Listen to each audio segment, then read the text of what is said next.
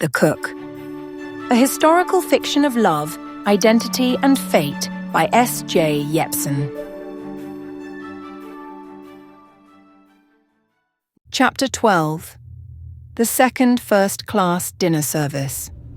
Below deck, 4 p.m, the quiet ritual before the chaos. Crew family meal, a brief respite before service. Before the grandeur of the second first-class dinner service, before the gloved hands of society's elite reached for silver spoons and cut crystal glasses, and before the stewards and stewardesses moved like perfectly trained phantoms through the dining salon, there was a brief but vital ritual among the crew: the family meal. For many of the ship's stewards, maids, cooks, and engineers, this was the only proper meal they would have all day before the dinner service consumed the evening. It was not luxurious, nor was it lingering, but it was necessary. And in those few moments below decks in the crew mess hall, they could pretend, for just a little while, that they weren't serving others, but simply eating for themselves. Gideon had been in the kitchen since noon, moving in perfect rhythm alongside the ship's head chef and sous chefs, preparing both the crew's meal and the upcoming first-class dinner service. The first-class passengers would later be served filet mignon, oysters, and delicate soufflés, plated with meticulous care on porcelain dishes. But for the men and women below decks, the meal was simpler, heartier, and far less refined. There would be meat and potato stew, a rich, slow-cooked dish made with leftover beef trimmings, root vegetables, and thick gravy. Alongside that, dense, hearty loaves of brown bread, not the fine white bread reserved for first-class guests. The tea was hot but watery, and the ale thinned down, but it was better than nothing. Gideon stood over the large iron pot of stew, steam curling into the air, filling the kitchen with the scent of slow-roasted beef and caramelized onions. He wiped his flour-dusted forearm across his forehead, reaching for a wooden spoon to taste the broth. More salt, aye? He muttered, his voice low and thoughtful as he sampled the rich, savoury liquid. The head chef, a stout Frenchman with perpetual exhaustion written across his round face, barely glanced up from where he was kneading dough. They'd take more meat, not salt, if we had it, he said dryly, tossing another handful of diced turnips into the pot. but we must make do. Across the galley, a patisserie assistant glazed chocolate torte destined for first-class dining, delicate, perfect, untouched by hunger. Gideon smirked, stirring the stew once more. That's always the way, isn't it? The galley was a flurry of movement. Stewards moving swiftly, chefs preparing delicate cuts of lamb, patisserie assistants assembling perfect chocolate tortes for the first-class guests. But this stew, this was for them, and it had to be good. Kate had spent the afternoon in the first-class dining salon, polishing silver forks until they gleamed, folding pristine white napkins into elegant shapes, and arranging menus with gold leaf lettering in perfect alignment. Her feet already ached, but she knew there were hours of service ahead before the night would be over. The crew mess hall was a stark contrast to the glittering first-class dining room above deck. No chandeliers, no velvet drapery, just wooden benches and sturdy tables meant for utility, not aesthetics. She slid into a seat beside a few fellow stewardesses, rolling her shoulders as a steaming bowl of stew was placed in front of her. The flavors were rich and warming, but this was not a meal meant to be savored. They ate quickly, talking in hushed voices, knowing their time was limited.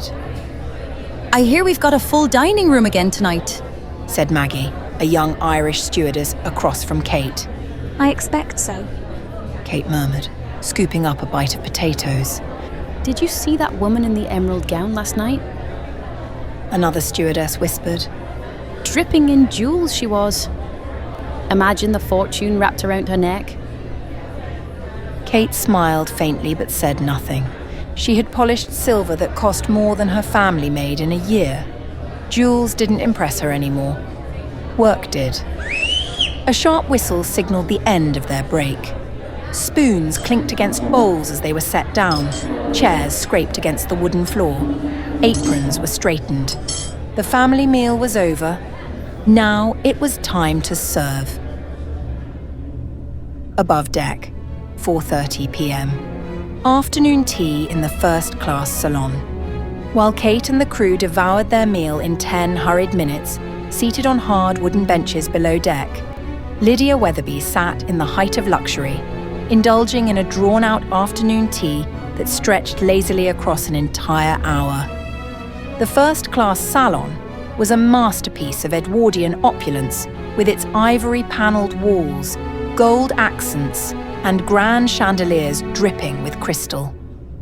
The air was rich with the scent of freshly brewed Darjeeling, mingling with the warm aroma of scones just out of the oven. Lydia reclined with effortless grace at a round mahogany table, draped in an embroidered linen cloth, a delicate porcelain teacup resting lightly in her gloved hand.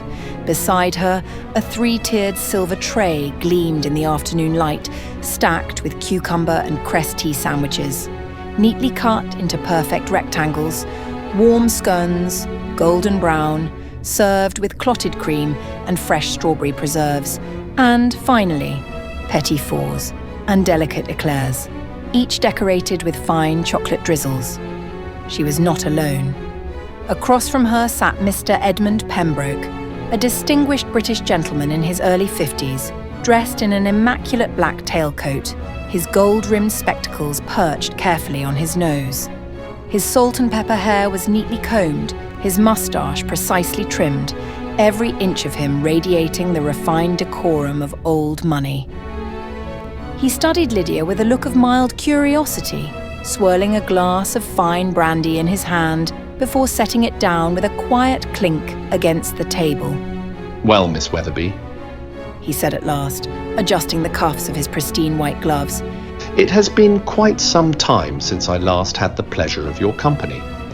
I believe the last occasion, when I saw your family, was at the Weatherby Summer Garden Party in Newport.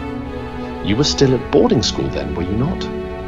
Lydia lifted her teacup elegantly, the fine china cool against her fingertips, tilting her head just slightly in acknowledgement. "Indeed, I was," she replied, her voice smooth and poised. She offered him a polite, measured smile, neither too familiar nor too distant. A perfect performance. Mr. Pembroke took a leisurely sip of his brandy, watching her over the rim of his glass. "And tell me, how did you find your education at Miss Brighton's academy?" Lydia's smile remained poised, though a flicker of something unreadable flashed behind her dark eyes. Miss Brighton's academy for young ladies had been rigid, tedious, and suffocating. But she would never say that.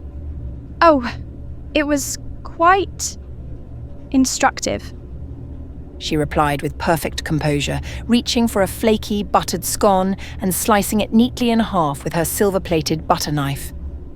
In truth, she had detested every moment of it. The rules, the dull conversations, the relentless expectations.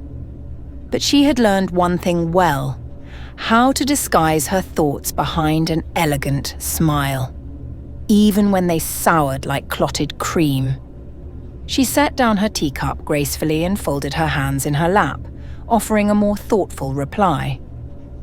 "Though, I must say," she continued smoothly, "one learns far more outside the walls of a schoolroom than within them, don't you think?" Mr. Pembroke's grey-blue eyes narrowed slightly, a glint of amusement flashing across them. "A rather bold sentiment," he mused, setting down his half-drunk brandy with deliberate ease. "But then, I always suspected you had a mind of your own."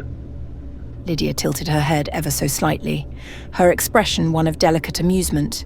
"I suppose some things cannot be taught, Mr. Pembroke," she said lightly, her voice carrying just the faintest trace of mischief.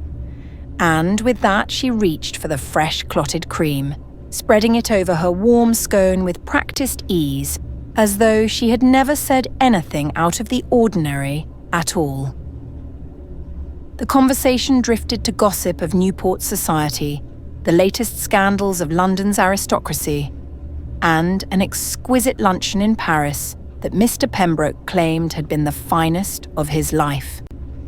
By the time the tea had gone cold and the last delicate pastry had been consumed, Lydia excused herself with the grace of a duchess, allowing the steward in white gloves to pull back her chair as she rose to leave. She glided out of the first-class salon and made her way back to her lavish suite to rest before the evening's grand dinner service.